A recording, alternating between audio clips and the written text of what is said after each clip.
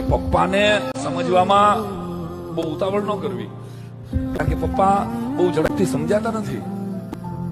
હું જયારે નહીં હોઉં ને ત્યારે તમને આ બધું સમજાશે. આવું જયારે પપ્પા કહેતા હોય છે ને ત્યારે સાવ સાચું કહેતા હોય છે. હું જયારે નહીં હોઉં ત્યારે તમને આ બધું સમજાશે. આવું જયારે પપ્પા કહેતા હોય છે ત્યારે સાવ સાચું કહેતા હોય છે. પપ્પાના ચશ્મા દુનિયાના ઝાડા ઝઘડા ખાડા વધારે ચોખ્ખા દેખાય છે. પપ્પાની સાયકલ ઉપર બેસો ત્યારે દુનિયા જે લાગે છે એવી દુનિયા તમારી 40 કરોડ 40 લાખની ગાડીમાં પણ નથી લાગતી.